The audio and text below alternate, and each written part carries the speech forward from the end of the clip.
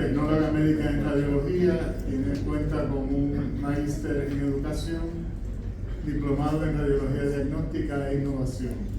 Actualmente es docente de la Universidad Nacional Andrés Bello y de la UDP. Tecnóloga médica en radiología en la Clínica Los Condes. El tema que va a cubrir María José es el estudio radiológico de las displasias esqueléticas en pediatría, todo lo que un tecnólogo médico debe saber. Adelante. Bueno, primero que todo, muchas gracias por la invitación, porque estamos por el 18A, ¿no es cierto?, Congreso ALATRA, así que encantada de estar acá. Bueno, como ya dice acá el título, yo les voy a hablar un poco del estudio radiológico de las displasias esqueléticas en pediatría. Es un tema que la verdad no todos no conocemos mucho de ello, por lo tanto es importante quizás ahondar un poco más en este tema, especialmente si es que se van a dedicar al área de radiología, en donde se va a poder evaluar netamente este tema. Principalmente no existe conflicto de interés y los objetivos para esta presentación, primero que todo, es reconocer las displasias esqueléticas no letales más frecuentes, identificar características típicas de estas displasias esqueléticas no letales más frecuentes, conocer el estudio y el protocolo radiológico para evaluar dichas displasias y distinguir hallazgos y signos radiológicos presentes para esas mismas displasias esqueléticas. Primero que todo, hay que entender qué son estas displasias esqueléticas. Y bueno, son un grupo heredable de más o menos 450 desórdenes que están muy bien definidos y que afectan principalmente todo lo que es el tejido óseo y cartilaginoso. Además también pueden afectar tanto a músculos, tendones y ligamentos. En general la incidencia de estas entidades es bastante desconocida, pero se estima una incidencia general que es de 1 a 4.000 nacidos vivos. Y fueron descritas por primera vez en el año 1960, conociéndose con el nombre de desórdenes constitucionales óseos. Luego se le cambió ya el nombre a displasias esqueléticas óseas. Y también se caracterizan por manifestarse en etapas tempranas de la gestación. De hecho, también se puede hacer el estudio ecográfico previo, pero en este caso voy a hablar netamente del radiológico posterior al nacimiento.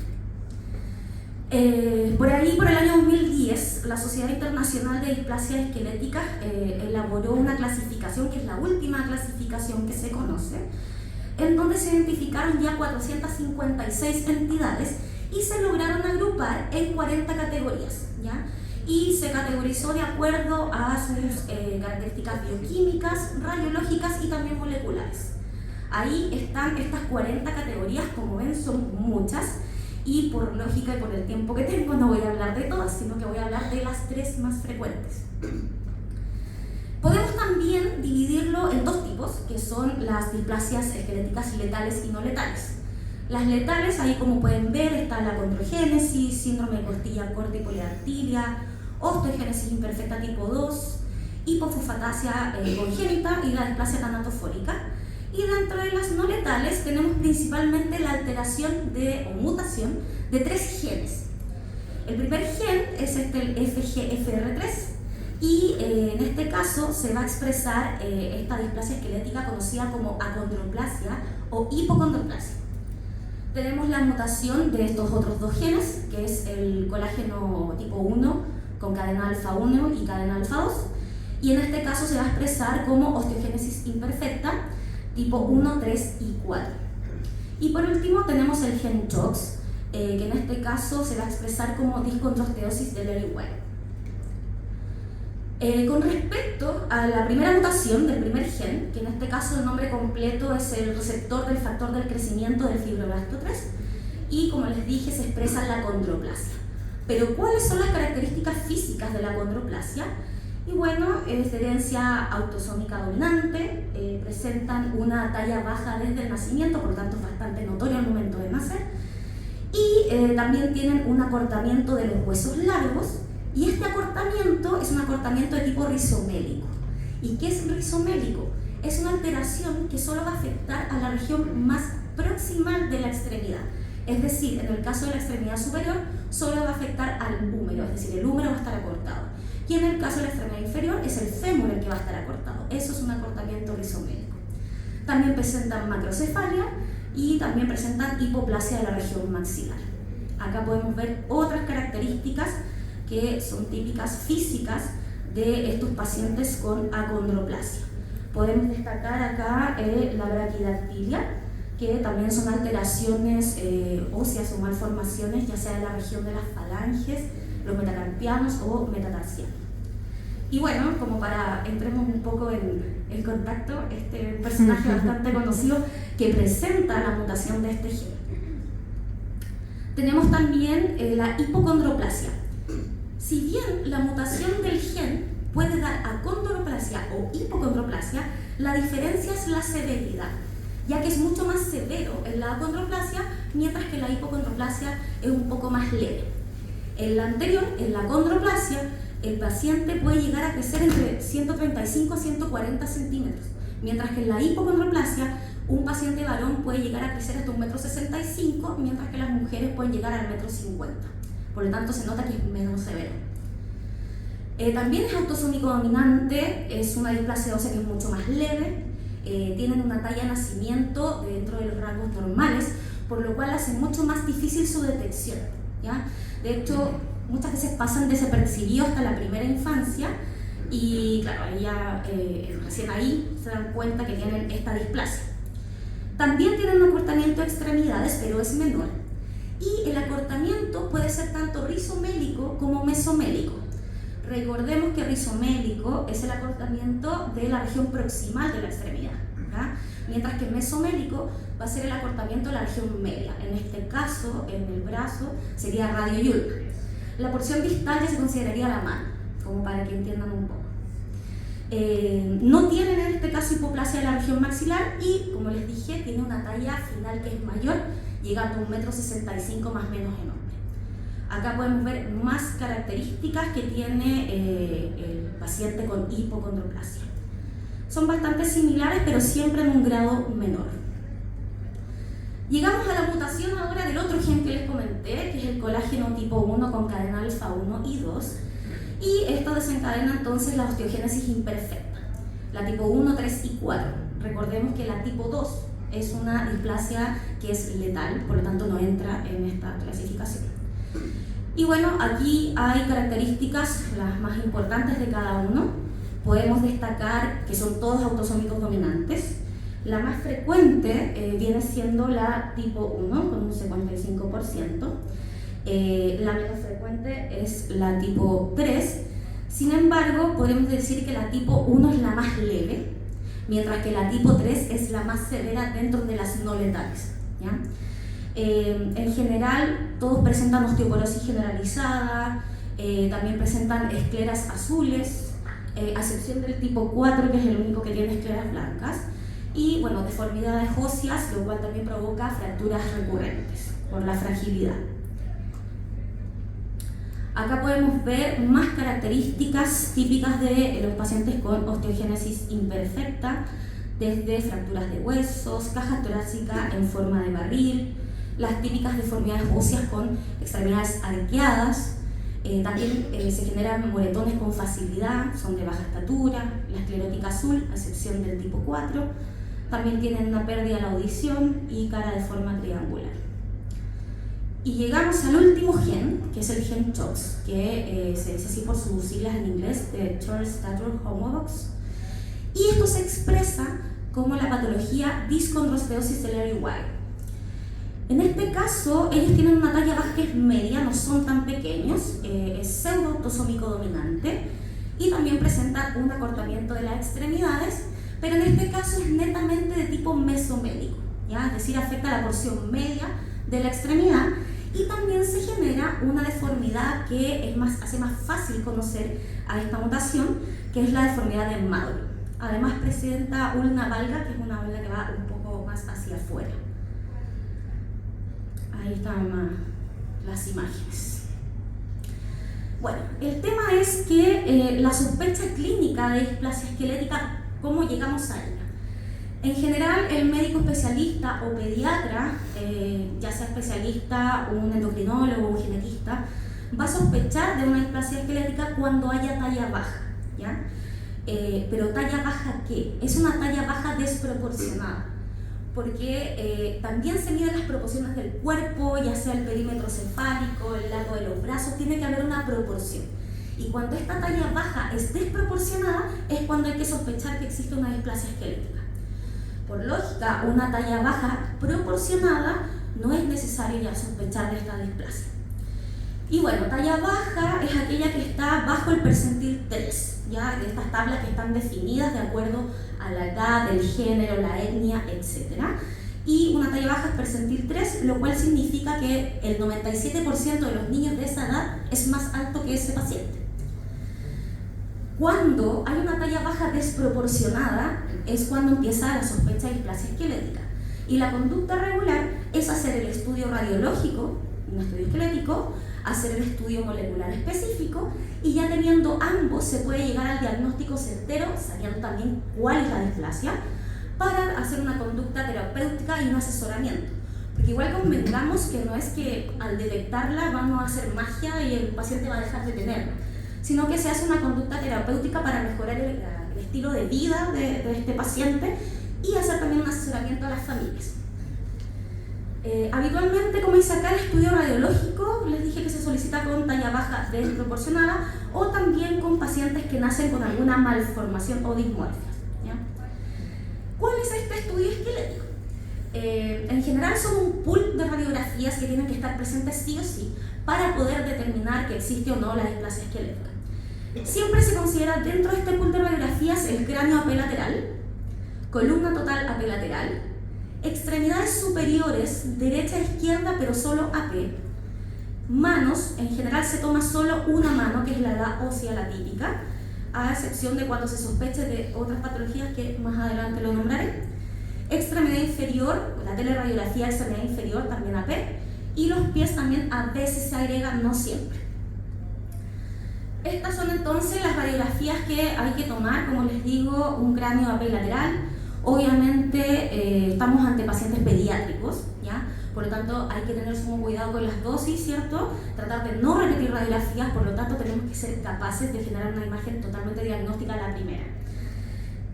Importante recalcar que para el cráneo muchas veces nosotros tomamos esta radiografía y no nos importa la mandíbula, la cortamos nomás. En este caso no, en este caso es importante que toda la región de la mandíbula esté incluida dentro de la radiografía para también poder evaluarla. Las columnas totales, en general lo más importante acá es que se incluya tanto el tórax, ¿cierto?, completo, y la pelvis. Así no es necesario que tomemos esas radiografías por separado. Por ejemplo, acá podemos darnos cuenta que aquí no estaría bien esta radiografía porque se cortó el tórax, tiene que estar absolutamente completo. También es importante recalcar que para poder tomar las radiografías, ojalá que sean bipedestación, si es que el paciente así lo permite. Si no se puede, sedestación, y como último recurso, en decúbito supino. Eso es como el orden lógico de este tema. Ambas extremidades inferiores AP. Siempre intentar tomarlas las dos, es decir, húmero y antebrazo en una misma imagen, ¿ya? Cuando el paciente es pequeño, esto es factible realizarlo.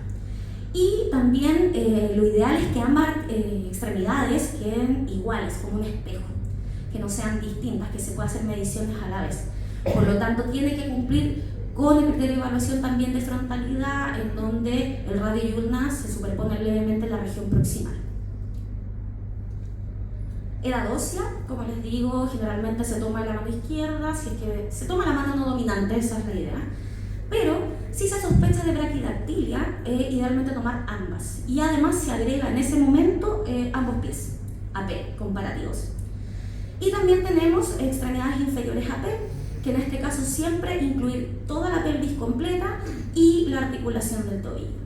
Y aquí lo mismo, o sea, si el paciente puede colocarse de pie, tomar esta proyección en bipedestación. Hay que tener igual cuidado porque en general estamos tratando con pacientes pediátricos y se mueven harto.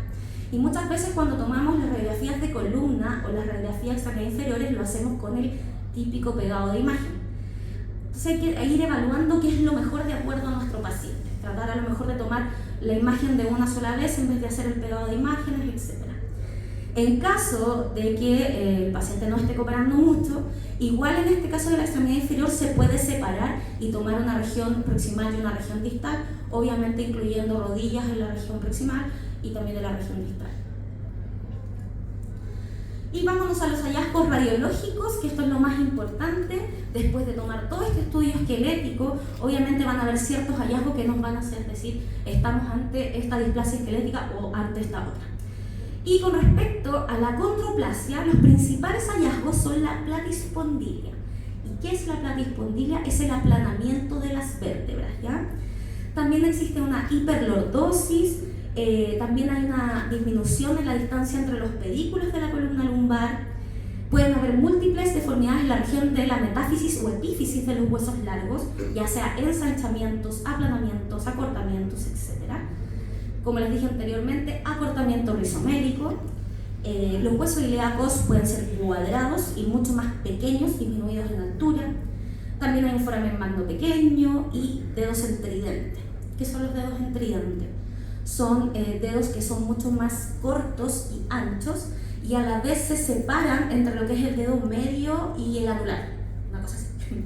Por eso se denomina en tridente. Y también la braquidactilia, que son todas estas alteraciones óseas que ocurren en la región de las falanges, metacarpianos o metatarsos.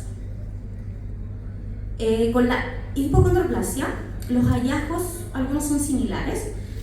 También hay acortamiento de huesos largos, pero como les dije es más rizomérico y mesomérico a la vez. Hay un estrechamiento también de las distancias entre los pedículos. También tiene pedículos cortos, aparte de que se estrechen entre ellos, las distancias son más cortos. El cuello femoral también va a estar más corto y ancho, va a tener un ilion cuadrado y acortado, y también hay braquidactilia, pero en este caso es un poco más leve o moderado. Con la osteogénesis imperfecta, los hallazgos acá son generales, ¿ya? Porque obviamente como existen varios tipos de osteogénesis, no quise hacerlo tan específico, así que son hallazgos generales, donde claramente va a haber osteopenia o osteoporosis generalizada, que es lo que hace que el hueso esté frágil y se fracture. Puede haber adelgazamiento de la cortical, huesos wormianos. Los huesos wormianos también se llaman huesos de gusano y son huesos adicionales que siempre están adosados a las suturas, ¿ya? En este caso a la sutura lambdoidea es lo más frecuente y son múltiples pequeños huesos que están entre medio de estas suturas. Pueden existir estos huesos wormianos, pero solo se van a asociar a osteogénesis imperfecta cuando sean más de 10 en número, para que lo tengan más o menos claro. Deformidades en general, cráneo, tórax, columna, etc. Extremidades torcidas, arqueadas, fracturas.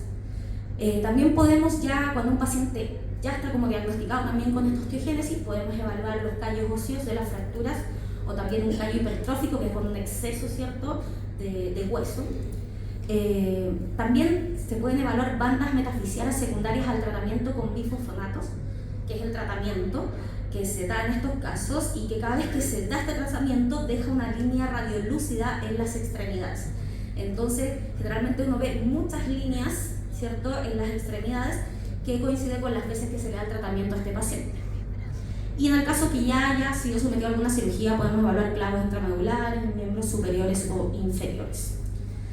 Con respecto al último, que es la discondrosteosis de Larry Weil, los hallazgos radiológicos en general también son acortamientos y ensanchamientos, solo mesoméricos. Está esta deformidad de Madelung, que es bastante particular. También hay braquimetacarpia y braquimetatarsia. Eso quiere decir que tanto metatarsianos como metacarpianos son más cortos, pero también entran dentro de la clasificación de braquidactilia. De hecho es la tipo E, si no me equivoco. También hay engrosamiento de la cortical de los huesos largos, existe coxa valga, ulna valga, y bueno, lo importante acá es que la columna vertebral y la pelvis no tienen ningún tipo de alteración. La deformidad de Madelung es, como les dije, muy particular, y en este caso coincide en que tiene una deformación de la fila proximal del carpo con esta configuración un poco triangular, y también tiene ensanchamiento de la articulación del radio y la ulna distal. Se ve un radio corto y encorvado, como se ve más allá. Radiolucencia de bordes ulnar y distal del radio. Fusiones precoces de la cara ulnar en la epífisis radial. desviación ulnar de la superficie articular del radio, deformación triangular de la epífisis radial. Bueno, ahí están todas las deformidades, pero básicamente lo que lo hace bien característico es esta forma triangular de la fila proximal del carpo y lo arqueado y corto que está el radio.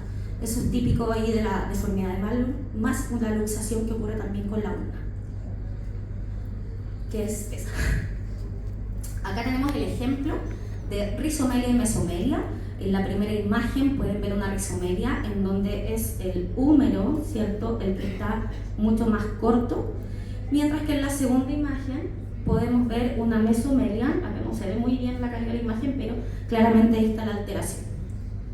Cabe destacar que la deformidad de Malum entra dentro de las mesomelias, ¿ya?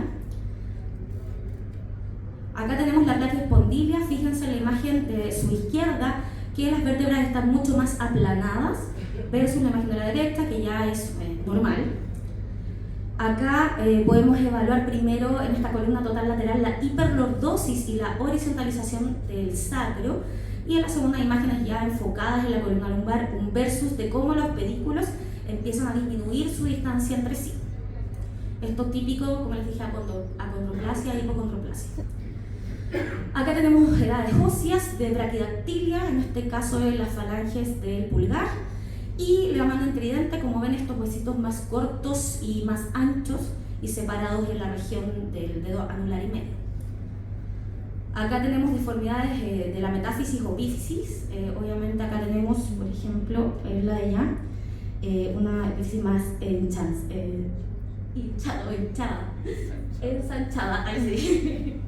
Y acá tenemos otro tipo de deformidad que se conoce como en forma de B invertida. Ahí. ¿Ya? Acá tenemos deformidad arqueada. Esto corresponde a una osteogénesis imperfecta tipo 3, que, como les dije, es la más grave, ¿cierto?, dentro de las 3 no letales. Bueno, tenemos aquí los miembros inferiores con osteoporosis severa, hay protrusión acetabular, coxavara, hay ensanchamiento, ahí lo dije, ensanchamiento metafisiario, principalmente en el fémur, y también existen estas calcificaciones en popcorn que se ven en la región distal de los huesos largos. Acá, en un ejemplo de huesos wormianos, creo que no se alcanzan a ver muy bien, pero allá posterior se alcanza, no sé si lo notan, pero son múltiples huesos wormianos que, como les dije, generalmente están en conexión con la sutura lambdoidea. Lo mismo. Acá dice que la primera imagen era de una osteogénesis imperfecta tipo 3 y la segunda era de un tipo 4. Brachymetacarpia y brachymetatarsia, como les comenté, que era esta disminución de metatarsianos o metacarpianos más pequeños. Un minuto. Perfecto. Y estamos justo terminando. Y bueno, como conclusión un poco, traté de hacerlo lo más rápido posible porque es mucha la información. Traté de dejar las 3 principales, las que más se presentan dentro de las no letales. Pero como conclusiones, toda la evaluación por imágenes de pacientes con talla baja desproporcionada se va a orientar a confirmar o descartar la sospecha clínica de displasias esqueléticas.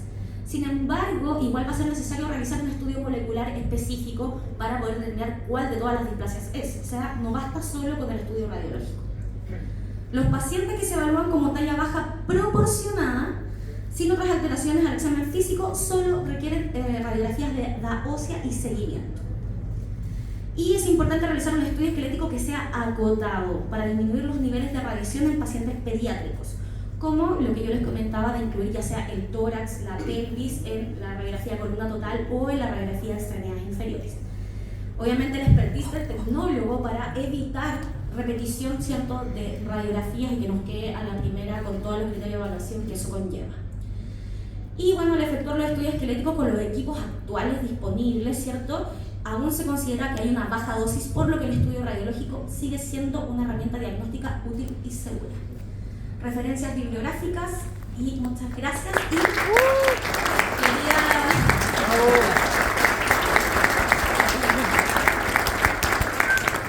quería comentar que ahora el 20 de diciembre partimos con un curso de proyecciones especiales junto a Lance y mi colega que está por ahí sentadito, Mario Díaz, para que lo tengan en consideración. Así que eso, muchas gracias. bravo!